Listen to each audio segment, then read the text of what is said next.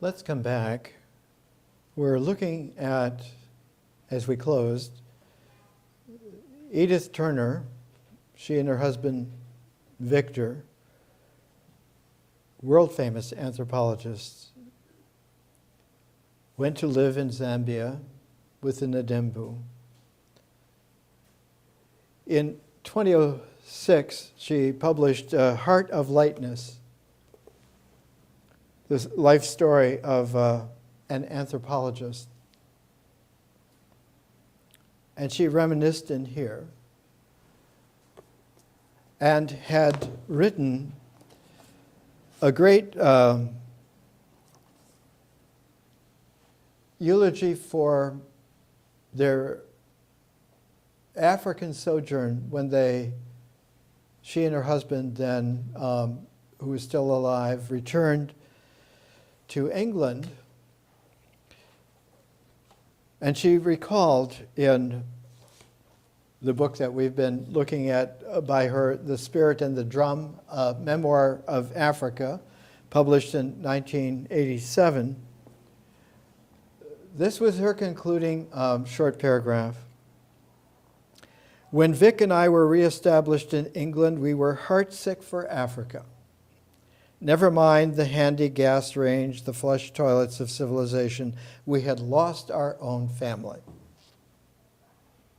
All that we could do now was work. Then a year later, with Vic's dissertation written and the children back at school after a bout of chickenpox, there came a night of certainty and meaning.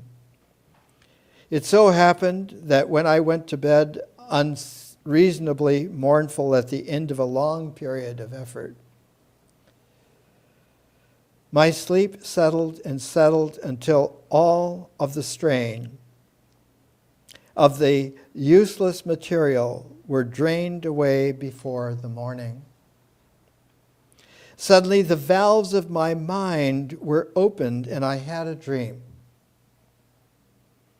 I was back in Kojima.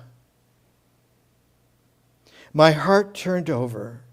It dissolved like a thundercloud at the sight of the overgrown track and the plaza that opened out as I moved towards the Chota. There were people there. Manyosha did not look at me. Everything was taken for granted. Nyamuwela was there, passing on one side. Mangalishi, too. She fell behind as I walked on. I put out a hand to greet someone. No hand touched mine, but everyone was present. Their faces relaxed. I was actually back.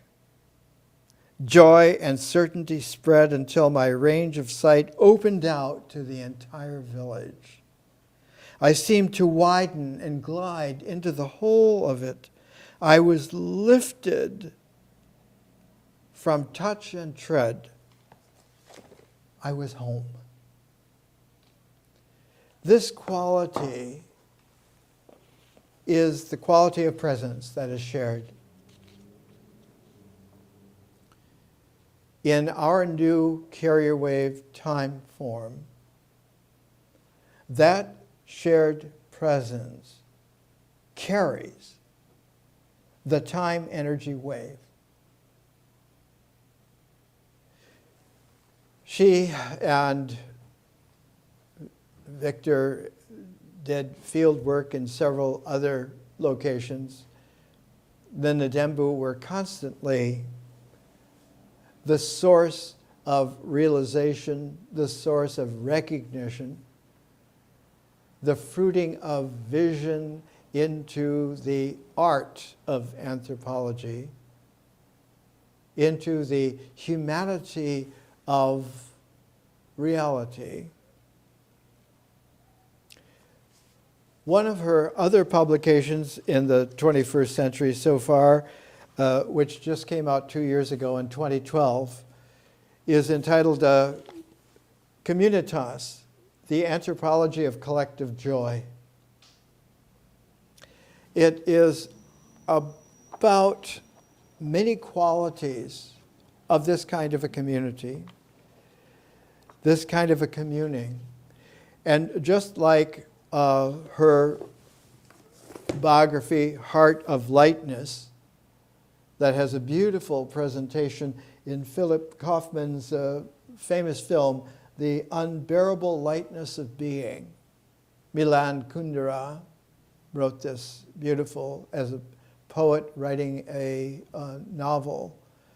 And this quality is evident in Edith Turner and her writing, and still writing at 93 in 2014.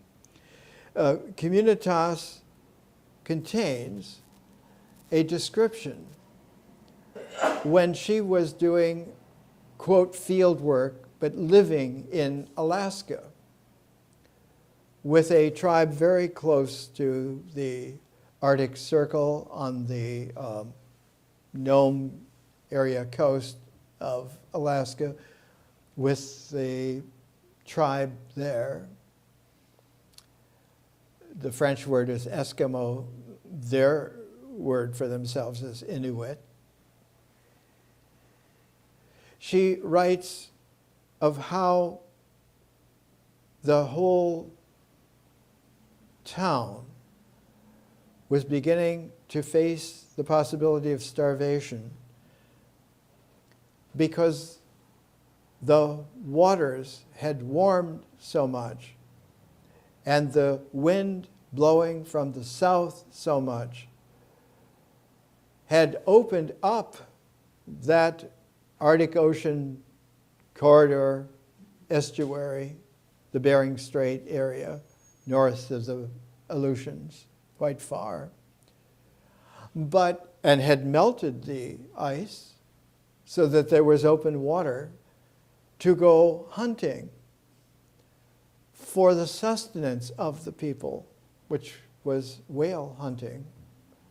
They were allowed by American Canadian, because American Canadians have to work together with the Inuit. They were allowed 3 whales per season to make their meat, as the American Indian phrase is. But they hadn't made meat. They hadn't hunted whale. For such a long time, their supplies were running out.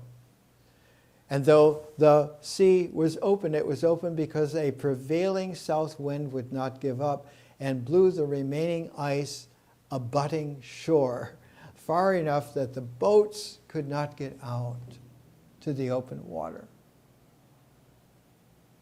And so the community came together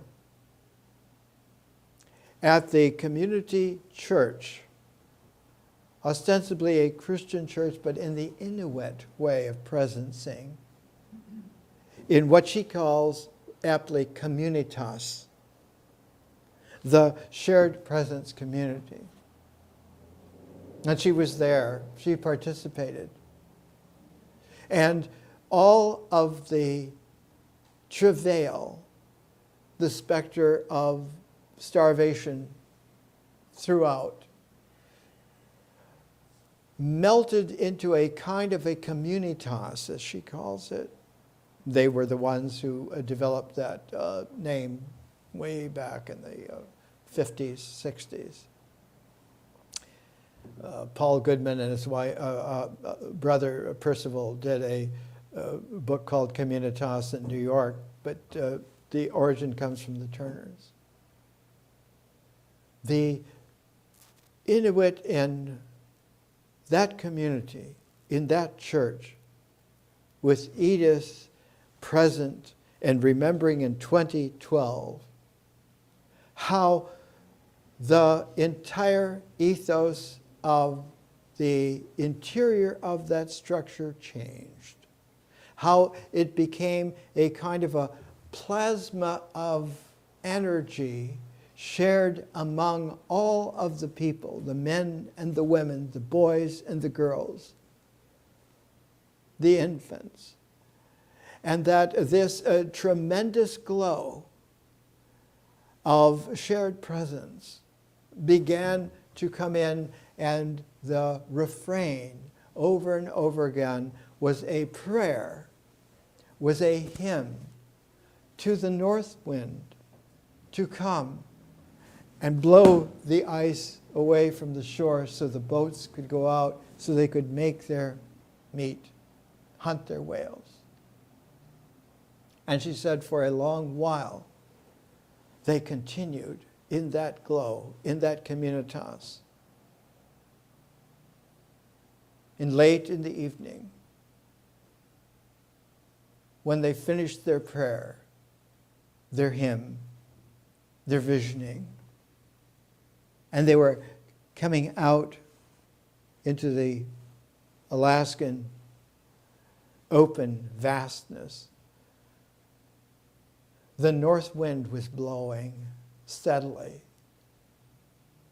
And in a little while, the boats were able to make their way out. And she said, it is this quality that she recognized was there for them first in Africa, among the Ndembo, that they had learned that all human populations, having been gifted by the fullness of the natural cycle, had come to understand through their ritual comportment that generated the experiences of their mythic horizon, of language, of images, of feeling, that those then sourced and gave the filaments for a natural integral in their symbols. Not a structure of a plan, but an integral of the way in which the entire cycle reached its crowning. And it is this quality of shared presence that led especially her husband, Victor Turner, whose mother raised him. The father was an engineer from Glasgow, Scotland, a Scottish engineer, exactly how it sounds. But the mother was a career actress, and she is the one that founded the Scottish National Theatre. And she raised Victor to understand that the performance is the foundation of the way in which the experience is going to give the filaments that are weavable. And these will be woven in that loom of the harmonics of the symbols, of the motions of the actors, of the interchange of the drama, of the theater that includes the audience as a participant in the presencing of this magic. One of his great little books is From Ritual to Theater, The Seriousness of Human Play. One of his classics is called The Ritual Process. But two of his books are extremely important as a pair. One is The Anthropology of Performance. The other is The Anthropology of Experience. The ritual performance naturally courses into the experience. And the foreword or epilogue is by Clifford Geertz, Geertz. Clifford Geertz and Victor Turner are the founders, the generators of symbolic anthropology late in the 20th century. Here, Geertz, who did his field work in Indonesia, he learned to be real. He learned to recognize humanity and participate in it continuously in Indonesia.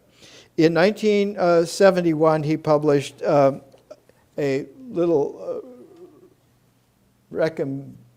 Pence on all kinds of critics of symbolic anthropology, myth, symbol, and culture,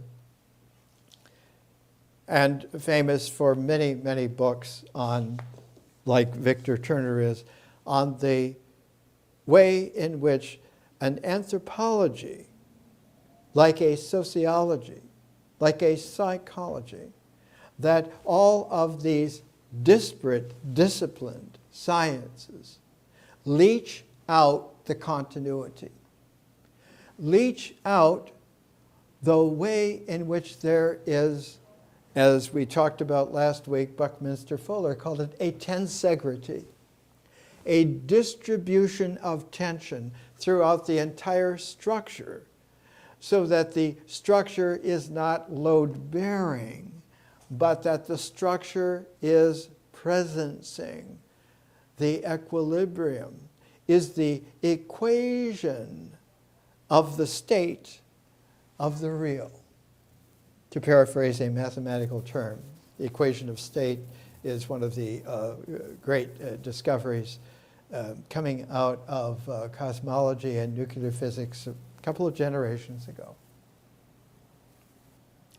This quality comes through now in the 21st century. Early on, we're only one generation into the new time form.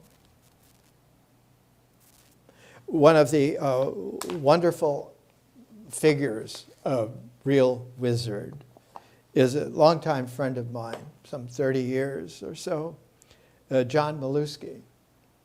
This is a reprint from the net, The Wonderful World of Advanced Materials, making things by assembling one atom at a time. And now we're having cool fusion of being able to reassemble atoms into its constituent elements and being able to not only divide but to multiply, to come up with an impossible solution. That something which is a radioactive waste out of nuclear plants, the most devastating of them is cesium, radioactive cesium, 130. It is the quality of being able to put this through a cool fusion raised to the industrial scale of permanently taking by transmutation the radioactive element waste and putting it into two elements that are not radioactive at all, that in fact are quite natural and fit in with the ecology of life and its fullness, its naturalness. One of the demonstrations of science that one of our ladies looked at, her daughter was teaching science in a New Jersey high school and came upon an experiment that would show the class on that level of New Jersey high schoolness how something which is taken as made can be fractionated into its constituent parts. She took a little vial and put baking soda in it and then heated it and had this fractionating so that the sodium as an element would separate from the H2O, the water, in such a way that you had a completely different quality of demonstration, that one can do immense enormity with very compact actuality. And this quality surfaces in our species, in any species, with recognizing that there is a difference between education and learning. An education is progressing by definite steps, given the limitations, given the structure, given the way in which it should be taught and learned and tested and so forth. From the continuity, the presencing, instead of by dividing by some kind of false time called now, so that that was then, it's past, and this is coming, it's future,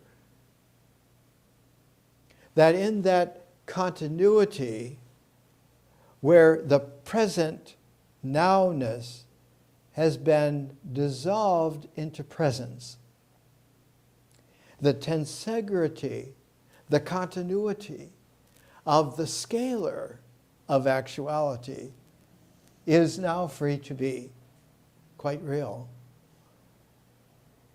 Page 4 of our notes for the presentation, and each week I've been doing this since early 1970 in Canada. It's almost 45 years, making weekly handouts of notes and illustrations.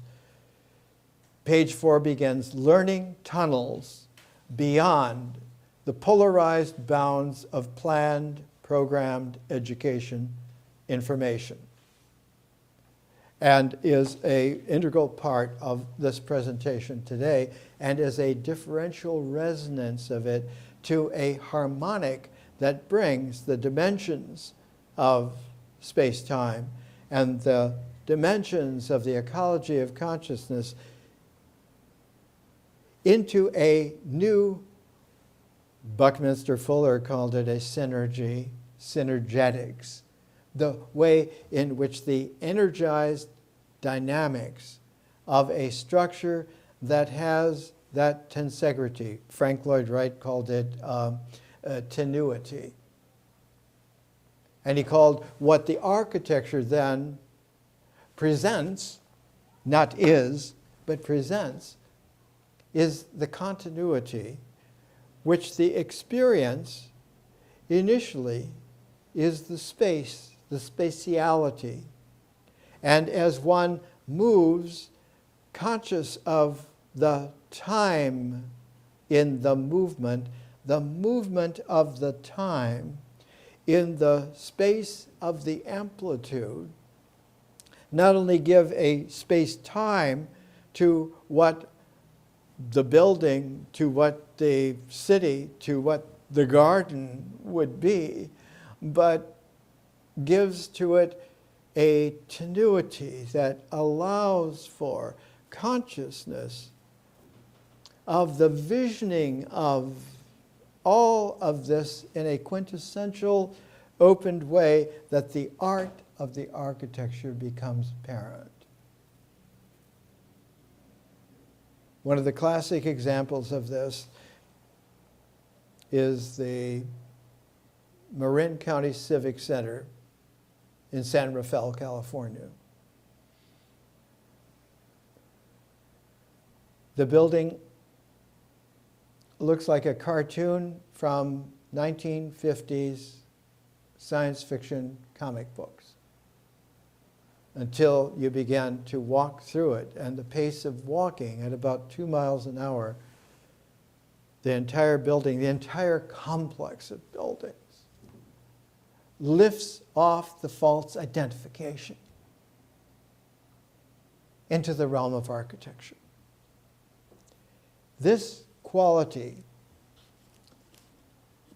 of identity and change is part of the classic realization of the work of a woman who is now, she'll be 73 this year, still teaching, Her name is Caroline Walker Bynum. One of her specialities was late medieval history and culture. She did a fantastic volume among many of hers called The Resurrection of the Body. Not about the medieval understanding of the resurrection of the spirit, but of the body. That there were questions that could not be dissolved, could not be swallowed. If the body is resurrected, which body of yours is resurrected? At what period of your life? In what condition? Is it still natural, subject to nature, etc., etc.? And that this quality of the quandaries of the resurrection of the body become, in the worrying way, an apocalyptic fear, which is susceptible to a node in the massive dynamic of the time forms of civilization. It becomes super attenuated at the middle, at the core of the time form. And because the carrier wave is the largest time form of about 2,000 years, its center is the millennium.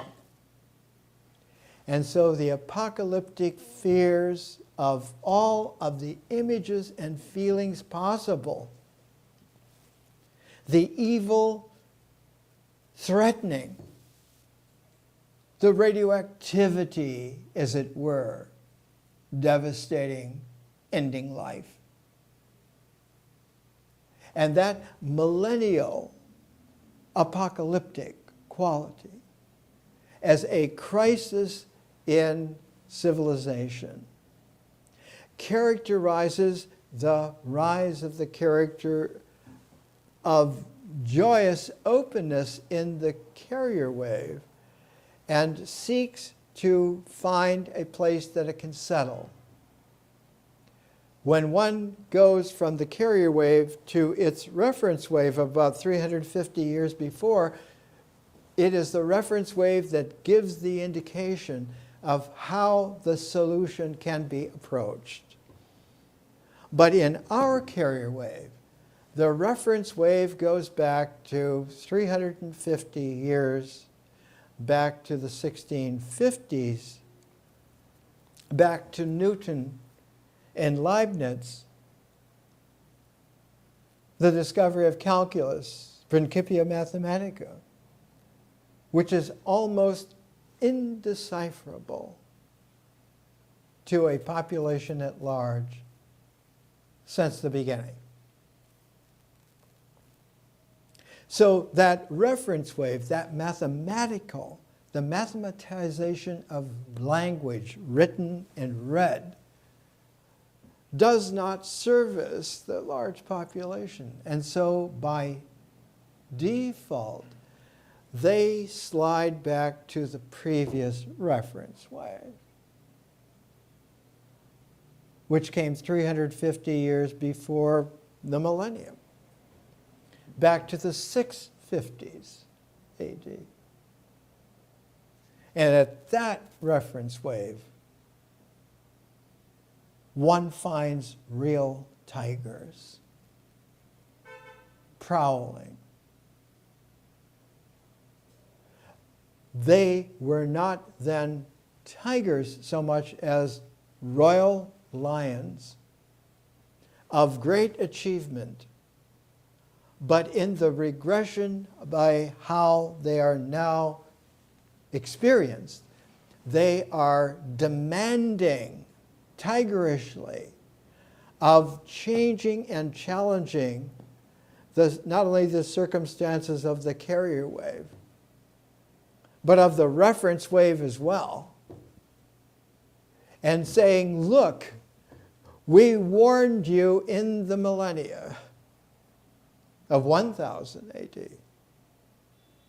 And our reference wave here in 650 points to that millennial apocalyptic situation, and it has all come to pass, hasn't it? It isn't new. It's an even worse parallel to the millennium. The whole generation styles itself as millennials by no accident. And its reference wave is what was powerful coming into civilization at the 650s.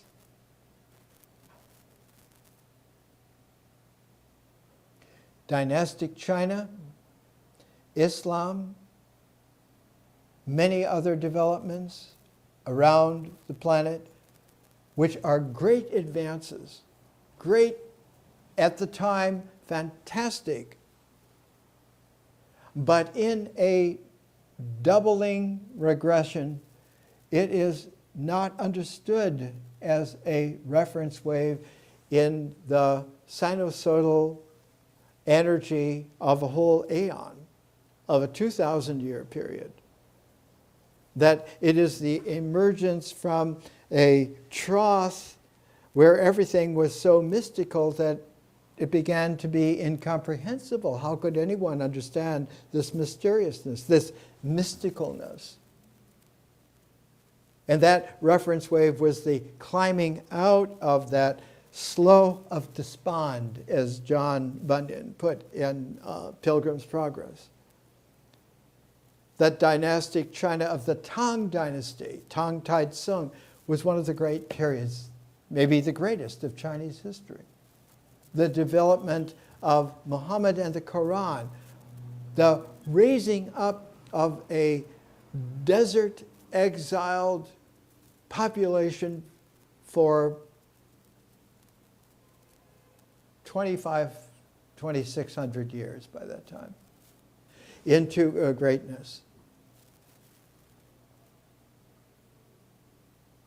Without an understanding of the kaleidoscopic dimension of history, there is no way to understand. It comes as puzzles, conundrums, quandaries, challenges. And one of Caroline Walker Bynum's most great books, famous books, is Jesus' Mother. Studies in the spirituality of the High Middle Ages that begins with the millennium. It begins about 1000 AD. It takes almost 100 years for it to gain real traction. And by the 1100s, it was flourishing in such a way that it was challenging to the imperiums that ruled. Not only the church and the kingdoms, but all of the visionings of bringing back and reclaiming, and the number one way in which those claims, those clamorings of power focused itself was on the Crusades. All of the fears now for those seeking succor in that previous reference wave look upon what is happening in the eyes. You're doing a number which is apocalyptic, which is a new crusade against us. For exactly what we understand is the very energy of time for us, our dynamic. The quality of Caroline Walker Bynum comes to a high point in a book of hers that came out in 2011 called Metamorphosis and Identity. When you look at the website printout on her, it's not even mentioned. published by Zone Books in New York, an esoteric sub-publisher. Metamorphosis and identity. Because the very